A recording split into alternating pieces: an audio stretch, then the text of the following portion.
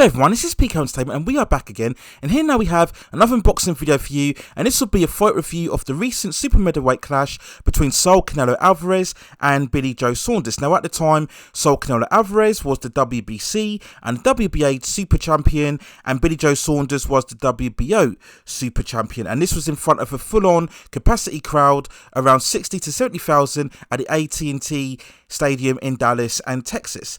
Now overall, this resulted in a 8th round stoppage for Canelo, resulting in him now becoming the WBC, the WBA and the WBO super middleweight champion, 3 of the 4 belts within the division. The only other belt holder within this division now is Caleb Plant, and I'm pretty sure that this fight will be made pretty soon overall. So when we look at this fight in its entirety, I think it was an interesting fight. It wasn't a spectacular fight. It was a sudden stoppage that really came out of nowhere when you look at the overall flow and the way that the fight was coming.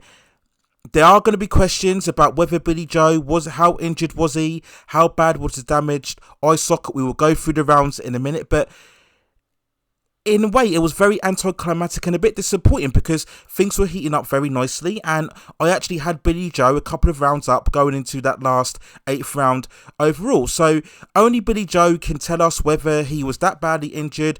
I've seen a couple of other reviews and opinions on this fight stating that maybe Billy Joe quit. Again, I'm pretty sure we'll find out within the next couple of days how exactly bad the eye was. It was again an orbital socket, assumingly, and of course we've seen that in the past recently with both Kell Brook when he fought GGG and Daniel Dubois when he fought Joe Joyce as well. So it's one of those difficult ones because, again, you're only looking at it from the outside in, and you could clearly see when Billy Joe walked over to his corner, you could see how bad the eye was swollen up as well. So only Billy Joe can really know how bad the eye was going into that 8th round overall. So if we go through the fight and just break it down round by round, I think in the first round it started off very cagey.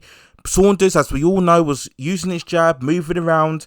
Nothing too special coming back from Canelo, a couple of body shots.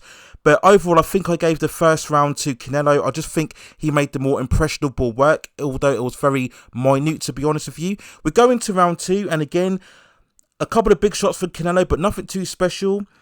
And the problem you have is that when Canelo throws punches, yes, he's a big, powerful puncher, right? So it sounds impactful when he throws, but a lot of the time these shots can be blocked. But you think because there's a real thud and there's a real impact in terms of the sound, you think these are really powerful punches, where they're not necessarily. And also the fact that when you've got a dominant fan base within the crowd, every time he throws, all the crowd are shouting and screaming.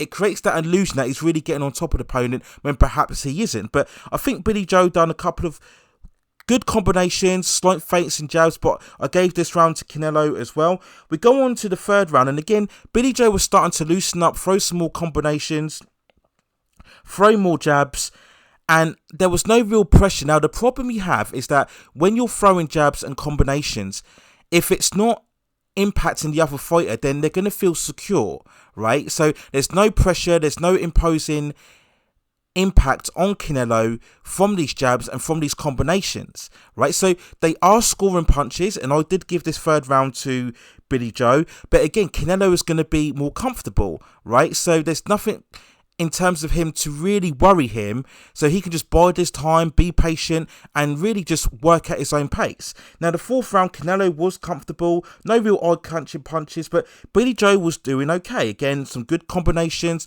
flashy punches here or there, a couple to the body, couple to the head, nothing too impactful, but Billy Joe was starting to settle down now and really get into his groove now. And we all know from the mindset, this was his game plan: move around the ring, use your jab, try and stay out of range. So Billy Joe, I think, was coming into his groove here, same as round 5. And I think this is when you could really see Billy Joe was coming to the ascendancy now. Some good punches, you know, he was getting more confident, he was loosening up. Again, just good combinations to the body, working to the head as well, fighting with his hands down. This is when you could really see Billy Joe starting to become more confident, giving Canelo a bit of that look, you know, what we'd see a bit from Tyson Fury in his fights as well. And that's when you could see, well, maybe Billy Joe is starting to work his way into this fight. moving Canelo around the ring, using his speed, good jabs as well. Not a lot coming back from Canelo. And we go into round 6 as well, and Billy Joe again was doing good. Maybe he needs to step up his work rate a bit more. We need to see much more of a punch volume. But what I noticed as well, there wasn't a lot coming back from Canelo. Now, there's two aspects you can look at this. One, maybe Big Canelo was nice and patient and very assured in the fact that he could just walk through these jabs because they weren't really hurting him, so he could bide his time. He was still showing from right hooks and power shots, but again, there wasn't a lot in terms of his punch volume. And I look at a couple of his fights, and particularly the GGG fights, especially the first fight, and especially the one against Jacobs, which I thought was a draw, the one against Daniel Jacobs. And I think if you can withstand the early onslaught of Canelo, if you can withstand the body punches and take him into the middle and later rounds, I just wonder, is there a slight weight issue? Because he was slowing down. He was hardly throwing any. Now, again, was he secure and just biding his time? Perhaps, but I just think the work rate was really slowing down from Canelo. Is there a weight issue? He wasn't breathing hard or gassing because, as I mentioned before, these punches from Billy Joe weren't really taking a lot out of him. But I just think if you can take him into the later rounds, he will slow down, and that's what you really need to up your work output. But again, Billy Joe are very successful at this point, and up to round 7, again, Billy Joe was getting the slight upper hand. Nothing a lot coming back from Canelo.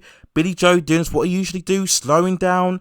Canelo moving him around the ring, nice feints here or there, good lateral movement. And this is when I thought, well, Billy Joe is up. I had Billy Joe 2 rounds up going into the 8th round. Now, again, there's still 4 rounds to go. There would have been a second win from Canelo, as we saw in the later rounds, but at this point, Billy Joe was winning the fight. He was loose, he was confident, and very secure in himself. And then we go into the 8th round. Now, Billy Joe started off okay, doing what he normally does. There was 1 or 2 ominous body shots from Canelo, and then the critical point for me is then when Billy Joe was moving around and he throws a right. He throws a right hand, Canelo backs up, and then Canelo gives a sharp dig into his body. And that's when Billy Joe really staggered back, and the momentum changed in that fight. You can clearly see Billy Joe was hurt by that, and then that's when Canelo was coming on, throwing these vicious right hooks to the body, headshots as well. And you could really see Canelo was almost showboating. If you notice, a couple of times the crowd were really getting excited and roaring at this point, and Canelo was doing this when he was punching Billy Joe and then throwing his arm in the air. Did you see that? He did that like 2 or 3 times, and that's when you could see that Canelo was really confident now. He knew he had Billy Joe's number. He had him exactly where he wanted, backing up against the ropes, throwing these body shots and head shots. I couldn't see the shot that damaged Billy Joe's eye. I looked at this fight 2 or 3 times, so I couldn't exactly see that pivotal point. But again, this was when Billy Joe was really under pressure here. But I didn't see enough to think where Billy Joe was getting to a point where he could be stopped, right?